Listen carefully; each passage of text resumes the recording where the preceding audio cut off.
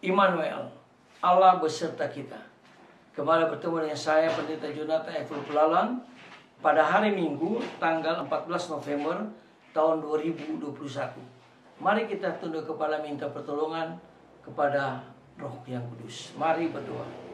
Tuhan Yesus, kami mau membaca dan menyampaikan firman Allah serta mendengarkan firman Allah.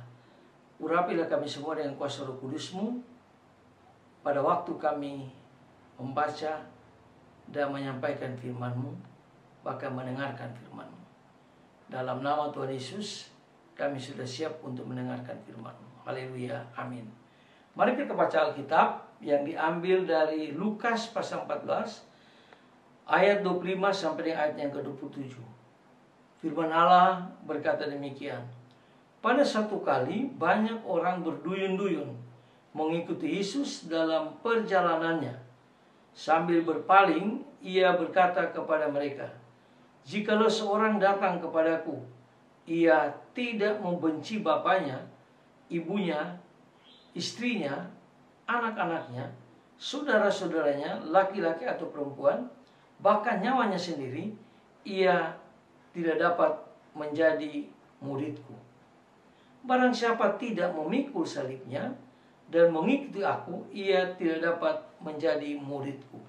Demikianlah firman Allah. Yang berbahagia kita yang membaca, mendengar, dan melakukan firman Allah. Haleluya.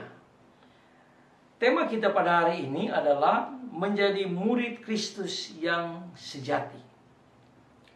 Nah, saudara-saudara yang saya kasih dalam Tuhan Kristus, tuntutan untuk mengikuti Yesus cukup tegas dan keras yang disampaikan oleh penginjil Lukas.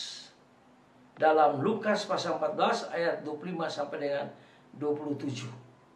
Nah, saudara-saudara yang saya kasih dalam Tuhan Kristus, yang patut mendapat klarifikasi dalam teks ini adalah kata membenci. Dikatakan di situ, jikalau kita tidak membenci bapak, ibu, istri, dan seterusnya dalam ayat 26, kita tidak layak untuk menjadi murid Kristus yang sejati. Nah, saudara-saudara yang saya kasih dalam Tuhan Kristus, apa maksud dengan kata membenci? Nah, kata membenci di sini adalah sebuah gaya bahasa Yahudi yang ingin menekankan segera dan totalitas. Jadi, mengikuti Yesus adalah segera. Artinya tidak boleh tunda-tunda. Kalau kita sudah dipanggil Tuhan mendengar firman Allah, kita tidak boleh tunda-tunda untuk mengikut Yesus. Atau kita harus segera kita menyerahkan diri kita secara total. Tidak boleh memikirkan saudara-saudara kita, bahkan orang tua, dan diri kita sendiri. Kalau kita memang merasa sudah dipanggil oleh Kristus untuk menjadi murid Kristus yang sejati. Nah, saudara-saudara yang saya kasih dalam Tuhan Kristus, jadi mengikuti Yesus adalah segera, yang menunjukkan tingkat keharusan dan totalitas, yakni memberikannya secara keseluruhan hidup kita kepada Tuhan kita Yesus Kristus. Mengikuti Yesus berarti orang sesegera mungkin dan memberikan dirinya secara total, secara menyeluruh, tubuh, roh, dan jiwa kita, bahkan harta benda kita serahkan kepada Tuhan Yesus. Nah, saudara-saudara yang saya kasih dalam Tuhan Kristus, setelah mengenal Yesus, orang perlu membangun visi hidupnya. Apa visi hidup saudara saya? Kalau saya pribadi, visi hidup saya pertama, memuliakan Allah Tritunggal. Dan yang kedua, memberitakan Injil kepada orang yang belum mengenal Tuhan kita Yesus Kristus. Itu visi saya. Nah, saya kira kalau kita punya visi ke depan, maka Allah di dalam Tuhan Yesus akan menyertai kita dan juga memberkati kita.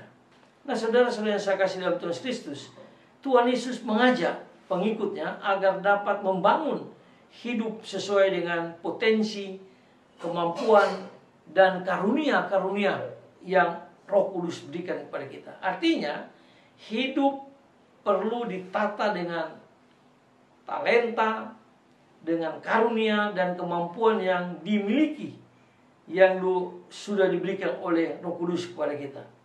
Nah, saudara-saudara yang saya kasih dalam Tuhan Kristus, ibarat seorang raja yang mau berperang, ia harus duduk dahulu untuk menghitung jumlah pasukannya dan kemampuan tentaranya.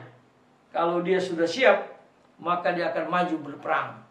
Dan saya pikir Tuhan pasti akan menyertainya. Nah, saudara-saudara yang saya kasih dalam Tuhan Kristus, hidup ini pun demikian. Orang atau kita harus berhitung dan mengukur kemampuan diri kita untuk menata masa depan kita. Tapi kita tidak perlu tahu dan kita tidak perlu takut, karena masa depan kita di dalam Tuhan pasti cerah, pasti diberkati Tuhan. Karena Tuhan tidak pernah merancangkan rancangan kecelakaan bagi kita, tapi Dia selalu merancangkan rancangan damai sejahtera bagi manusia yang mau hidup bersama dengan Tuhan Yesus. Itu dijelaskan oleh Yeremia pasal 29 ayat yang ke-11. Kiranya firman Tuhan hari ini menguatkan kita dan kita terus melayani Tuhan Yesus dengan sebaik-baiknya. Amin. Mari kita berdoa. Tuhan Yesus, terima kasih atas firman-Mu. Biarlah firman Tuhan menguatkan iman kami dan mendorong kami supaya kami betul-betul menjadi murid Kristus yang sejati. Terima kasih Tuhan, inilah kami, utuslah kami sesuka-Mu. Roh Kudus, urapi kami supaya kami dapat menyampaikan firman Allah dengan sebaik-baiknya dan banyak orang yang percaya Yesus. Dalam nama Tuhan Yesus kami berdoa dan bersyukur. Haleluya. Amin. Terpujilah Kristus, sampai kita berjumpa di kesempatan yang lain.